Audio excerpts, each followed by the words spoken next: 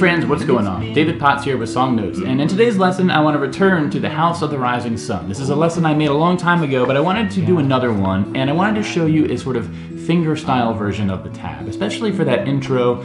This is going to be a nice beginner-friendly arpeggio where we're going to sort of keep our hands in a very consistent place on the strings, and I'm going to show you the tab. I'll walk you through it. This is a great beginner fingerstyle exercise if you're interested in learning that style of guitar. So as always, you can get the PDF that I've made for this lesson at my website, playsongnotes.com. It's meticulously handcrafted to give you what you need. The first page will have the tab for the intro as well as the lyrics for the entire song with the chords in place, of course. It includes the chord charts, and on the second and third page I'll talk about how to play the chords, look at the chord progression, show you a few different strumming options if you'd like to move away from the fingerstyle, and then I'll break down the fingerstyle arpeggio and really walk you through that step by step. So get this at the website, playsongnotes.com. Thanks to all of you who are supporting me on Patreon. You know, your support really fuels my desire to keep going with these PDFs that I'm making, and I hope they're really helpful for you. So I really appreciate the support once again. But hey, with that said, y'all, let's get into this lesson, and here's what we're gonna cover. Jump ahead if you know what you're looking for, and I'll see you on the other side. Let's go. All right, so first up, let's take a quick look at the chord shapes we're gonna need for this song. They look like this, and the cool thing is, with the exception of the F, these are all very standard open chords, right? You have your A minor, you have your C, and you have your D. Let's skip the F for now, and let's go to the E, right? E major. So those four chords I showed you are all open chords, very standard for beginning guitar. Now the F is the one that's going to be tricky here. So what I like to do, and this is, you know, if you want to play the F, the full 6-string bar chord version, you can. A sort of simpler, perhaps, version is like this. Now this is definitely tricky if you've never done it before. It's basically you're going to bar the first 2 strings on the 1st fret. You're going to put your middle finger down on the 3rd string, 2nd fret. Right? Get good at that. And when you can do that comfortably, then add your ring finger to the 4th string, 3rd fret.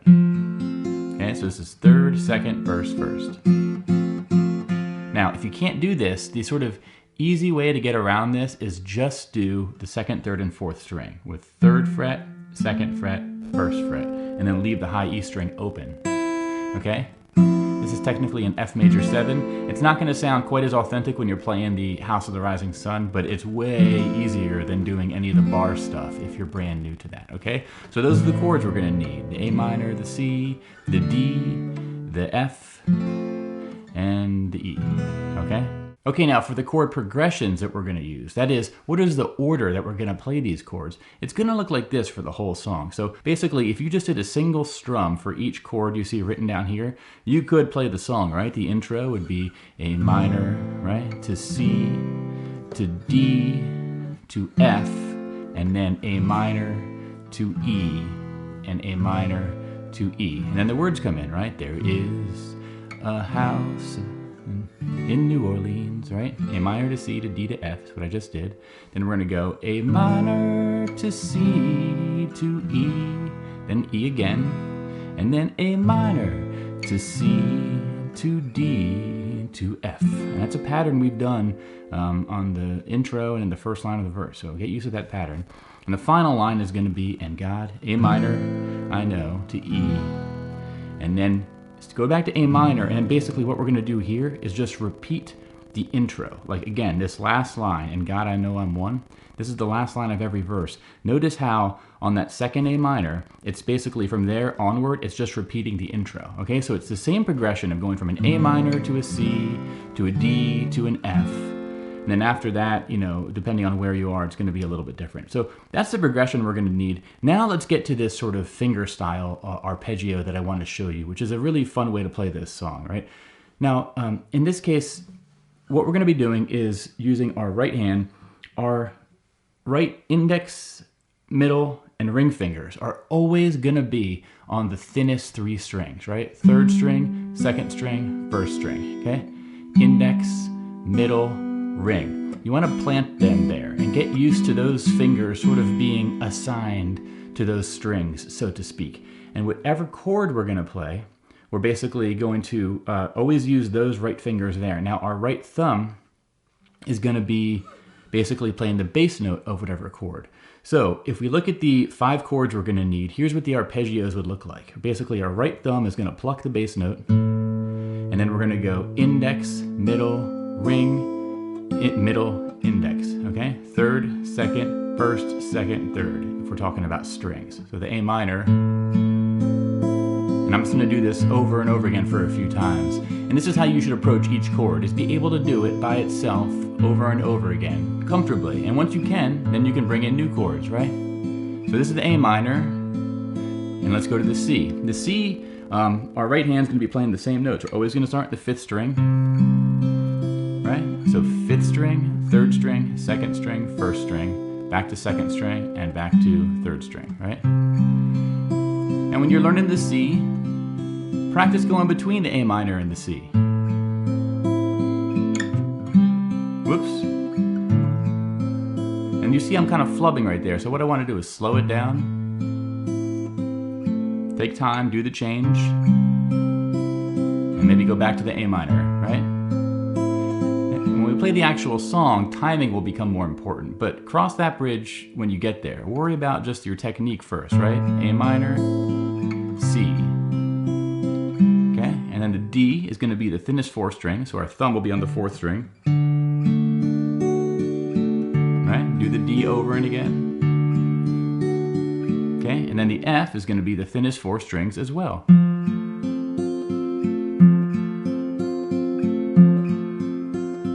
then the E, our thumb is going to be actually on the low E string. And then our other 3 fingers will be where they've always been.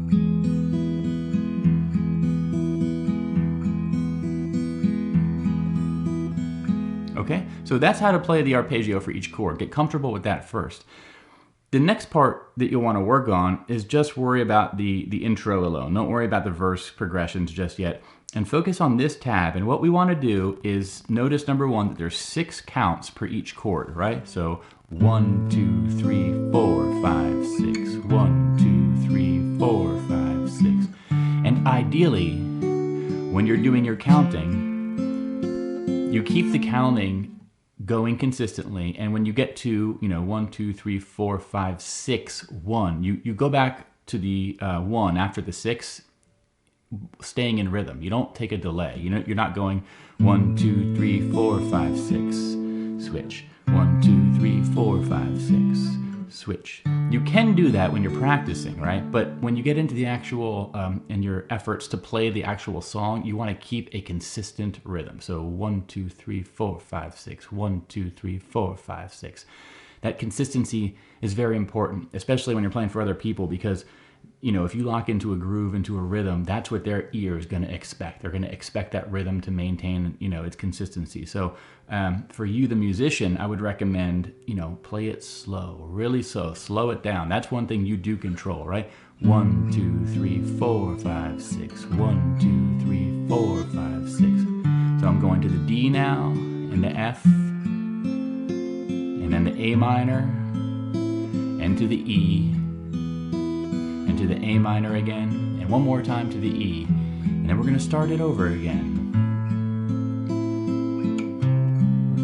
Now, here's some tips I'll say when you're learning this arpeggio, fingerstyle. You're going to notice in those 8 measures, there's going to be some parts that are more difficult than others, right? Certain transitions might be difficult. For example, I notice when I go from the A minor, getting ready to go to that C is actually tricky for me. And the reason why is that last note of the A minor, the 3rd fret of the 3rd string, 2nd fret, that finger, the ring finger, that's what's going to move to play the 5th string on the 1 count of the C, right? So this finger actually has to move from the last note of the A minor right here to the 1st note of the C right here, and it has to do it in 1 count, and that can be tricky. So basically, the sort of prescription I would give you if you want to practice this, if you're having trouble with it, is take it slow, right? Make sure your last note of the A minor is getting played and getting played cleanly. And then as soon as it's played cleanly, then you sort of take that ring finger and move it to that 5th fret, 5th string of the 3rd I'm sorry, 3rd fret of the 5th string, right?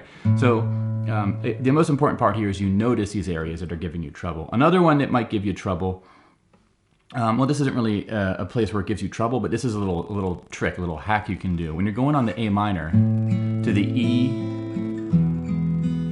that's a very nice transition because basically the A minor shape and the E shape are basically the same. It's just the strings you're playing that are different, okay? But a cool thing is when you switch to the E, and also when you switch from the F to the A minor, the first note of the A minor and the E is an open string. The cool thing about that is it means you can play it while your other fingers are still getting into place. I'm kind of being dramatic about it here.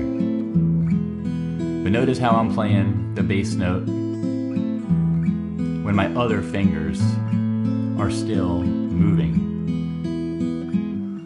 That's a nice little trick to basically buy yourself some time, okay? So pay attention to that. And again, the F is gonna be perhaps tricky for you if you're doing this bar chord technique and it's new to you. But if that's giving you trouble, just do the F major 7 that I showed you. Okay, it doesn't sound quite as authentic again, but if that's gonna allow you to play the song, that's what I'm happy to teach you here, right? So now in the PDF I have for the song, I have some strumming if you want to strum along with a pick, or if you want to do the raked strum that the animals teach you. And I actually show that in my other lesson that I've done. I want to keep this one a bit more focused on the fingerstyle, but let me do a fingerstyle arpeggio playthrough of just the first verse. I'll do the intro and then I'll do the first verse, and that'll show you how you put all this together, okay? So let's get into that, right? So let's do the intro first.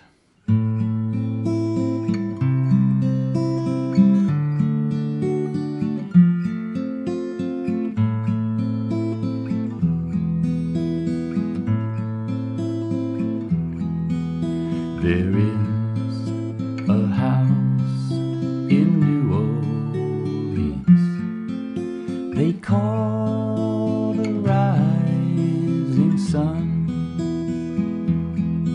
and it's been the ruin of many a poor boy, and God, I know I'm one.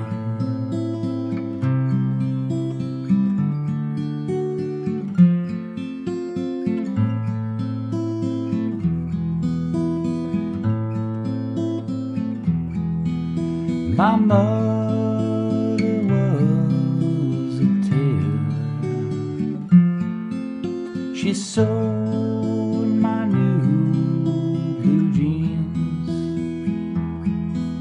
My father was a gambling man down in New Orleans.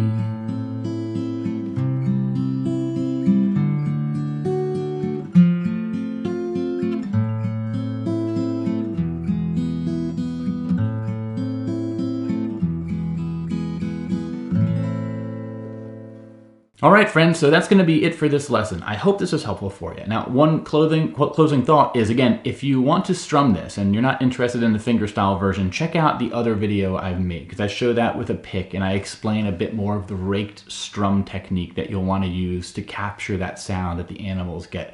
So that's over at my website, as is this lesson, as are all my other lessons. And once again, you can get the PDF for this there, as well as the PDF for so many other of the lessons I've made. This growing songbook I'm creating is a labor of love. Your support is really fueling the fire and making all this possible. So hey, with that said, I'm going to take off now. I hope I'll see you again soon. Check out the rest of my lessons if you're looking for something more, and I'll see you. Have a great day or night wherever you are, wherever you find yourself, and take care. Bye-bye, my friends.